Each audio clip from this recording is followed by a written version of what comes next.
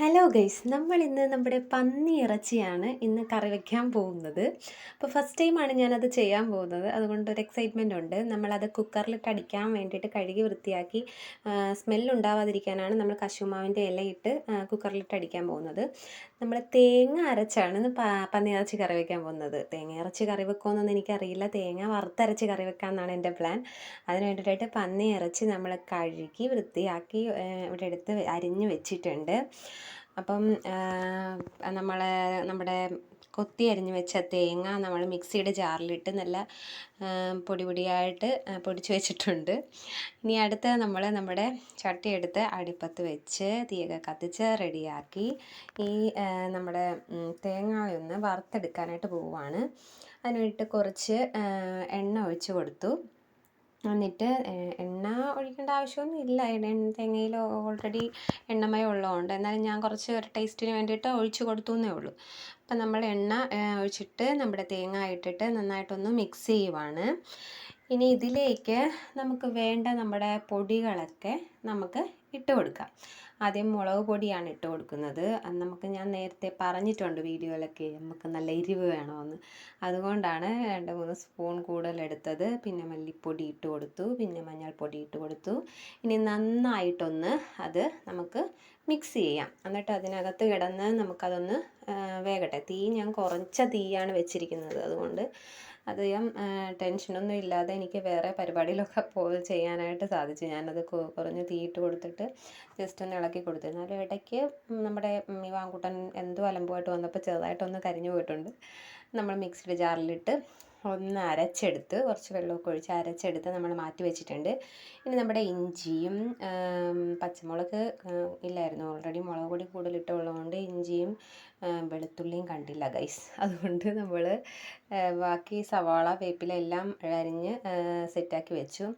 ഇവിടെ വെക്കുന്ന പച്ചക്കറി സാധനങ്ങളൊന്നും മേടിച്ച് വെക്കുന്നതൊന്നും കറക്റ്റായിട്ട് കിട്ടത്തില്ല, അവന്മാരെടുത്ത് വാരി എവിടെയെങ്കിലുമൊക്കെ കൂടെ കളയും. അതാണ് ഏറ്റവും വലിയ സംഭവം. പിന്നെ നമ്മൾ ഇഞ്ചിയും നമ്മുടെ വേപ്പിലയും പിന്നെ നമ്മുടെ സവാളയും കൂടിയിട്ട് നമുക്ക് നന്നായിട്ടൊന്ന് മിക്സ് ചെയ്തെടുക്കാം.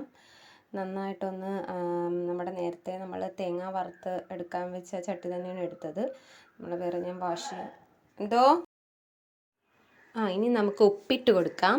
അങ്ങനെ നമ്മൾ നന്നായിട്ടൊന്ന് എന്നിട്ട് നമുക്കത് മിക്സ് ചെയ്യാം. പിന്നെ ഇനിയാണ് നമ്മുടെ മെയിൻ ഐറ്റം നമ്മൾ ചേർക്കാൻ പോകുന്നത്, നമ്മുടെ മസാല.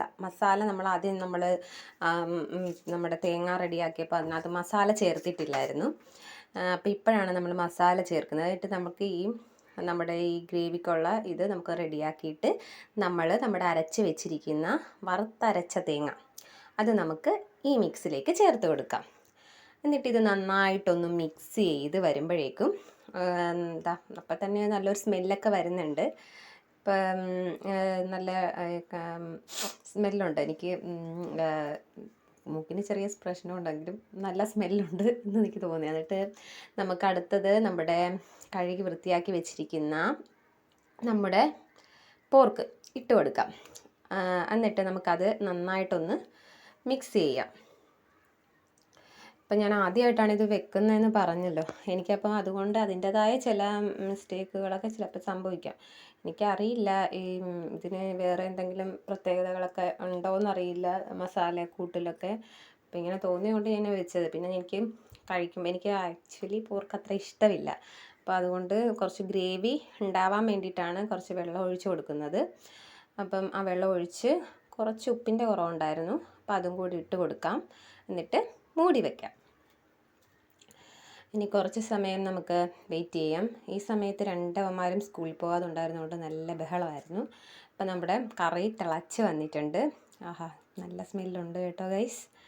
അപ്പം ഞാൻ നോക്കിയപ്പോൾ ഏകദേശമൊക്കെ സെറ്റായിട്ടുണ്ട്, വലിയ കുഴപ്പമൊന്നും ഇല്ലയെന്ന് തോന്നുന്നു കറിക്ക്. പിന്നെ നമ്മൾ ബീഫ് റോസ്റ്റ് ഫ്രൈ അങ്ങനെ രീതിയിലല്ല, ഒരു കറിയായിട്ടാണ് ഞാൻ വെച്ചത്.